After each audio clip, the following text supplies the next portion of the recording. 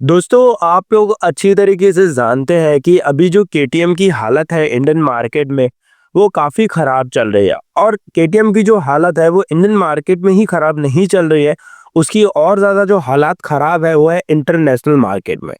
अब देखिए दोस्तों, मैं देखिए, मेरी बहुत बड़ी औकात तो नहीं है केटीएम के सामने, वो तो इतनी बड़ी कंपनी है भाई, मैं क्या ही कहूँगा। मैं तो एक छोटा यूट्यूबर हूँ, खैर, ठीक है।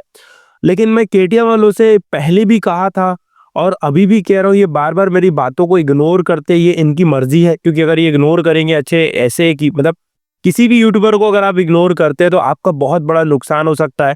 ये चीज़ अब आपको ये तो ज़रूर समझ में आ ही गई होगी, ठीक है।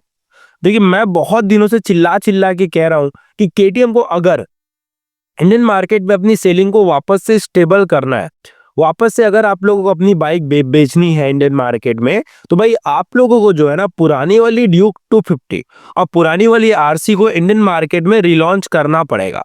अगर आप इस बाइक मतलब इंडियन मार्केट में अगर आप सीरियस है तो, कि भाई आपको बाइक बेचनी है, आपको इंडियन मार्केट में वापस से अपना रोलर लेकर आना है, वापस से आपको इंडियन मार्केट में अपनी मतलब दिखानी है कि भाई हम केटीएम है, हम क्या कर सकते हैं। अगर आपको वो चीज़ वापस से चाहिए, अगर आपको वो ऑरा वापस से चाहिए, तो सिंपल सा आपके पास एक ही रास्ता है और वो ये है कि आप पुरानी वाली आरसी को भी वापस लेकर आइए और पुरानी वाली केटीएम की ड्यूक 250 को भी वापस लेकर आइए, ठीक है। और मैं आपसे ये नहीं कह रहा हूँ कि आप नई वाली बाइक को डिसकंटिन्यू कीजिए, भाई यहाँ पे कोई सेंस नहीं हो रहा, डिसकंटिन्यू वाली कोई बात ही नहीं हो रही।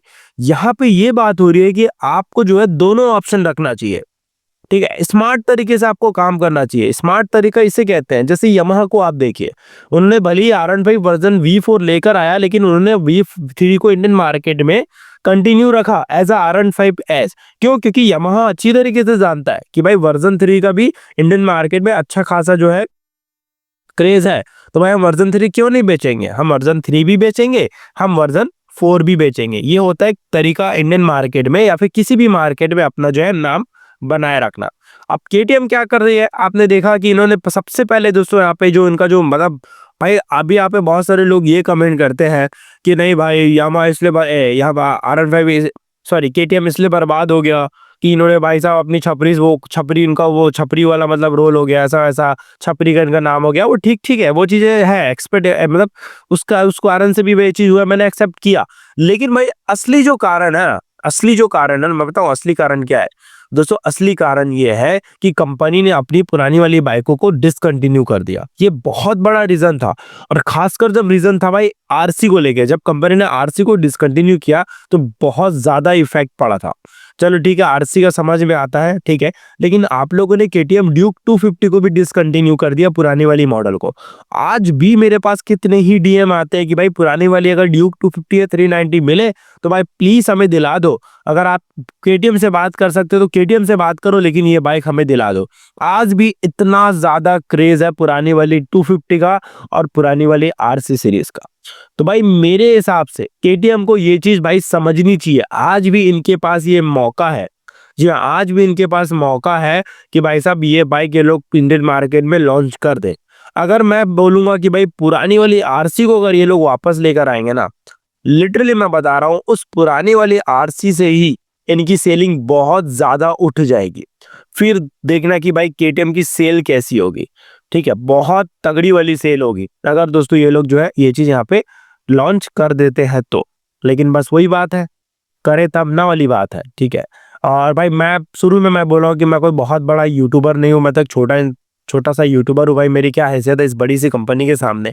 लेकिन ये है कि भाई मेरी एडवाइस जो है, ये एडवाइस मैं एक अकेला यूट्यूबर नहीं दे रहा हूँ, बहुत सारे यूट्यूबर हैं, उन्होंने कह चुका है कि भाई साहब ये चीज कंपनी को करना पड़ेगा, वरना वो दिन दूर नहीं जब केटीएम इंडिया से चला जाएगा। क्या आप लोग भी मेरी बात को एग्री करते हो? अगर एग्री करते हो तो नीचे कमेंट सेक्शन में कमेंट करके जरूर बताइएगा।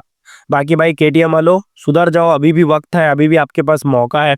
अगर आप पुरानी वाली आरसी और पुरानी वाली ड्यूक को लेकर आओगे तो मैं 110% समझता हूँ कि भाई आपकी जो सेलिंग है वो इंडियन मार्केट में वापस से उड़ सकती है।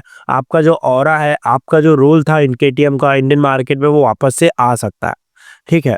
और मैं जो पुरानी वाली ड्यूक 250 चलाता हूँ, सॉरी 390 है मेरे पास, मैं बहुत खुश हूँ उस 390 से। वैसी बाइक मैंने आज तक कभी नहीं देखी भाई, और ना ही मैं नेकेड सीरीज में अपनी पुरानी वाली ड्यूक 390 जैसी कोई बाइक देखा हूँ, ठीक है। उसका जो रोल है वो अलग ही है भाई, वो उसकी बात ही अलग है। वो मतलब अलग जलवा है उस बाइक का भाई, मैं बोलूँगा जलवा है हमारा यहाँ पे, उस टाइप की बाइक है वो, ठीक है। तो अभी भी आपके पास ये भी मौका है कि आप वापस से जो है वो वाली बाइक को इंडियन मार्केट में अगर लॉन्च कर देते हैं, रीलॉन्च कर देते हैं 250 को और पुरानी वाली आरसी सीरीज को, तो आपकी जो सेलिंग है वो इतनी ज़्यादा उठ सकती है कि भाई आप जो है मार्केट में जितना आपने लॉस किया है वो पूरा आप रिकवर कर सकते हैं। जी हाँ, आप पूरी तरीके से रिकवर कर सकते हैं। बाकी भाई हमारी तो एक समझाइश है, हम सिर्फ बोल सकते हैं, अगर आप सीरियस होकर इसे रिलॉन्च करेंगे तो भाई मज़ा नहीं, पता नहीं क्यों मुझे लगता है कि केटीएम की जो सेल है वो सबसे ज़्यादा हाई हो जाएगी। आपको क्या लगता है दोस्तों, आप लोग कमेंट करके ज़रूर बताना।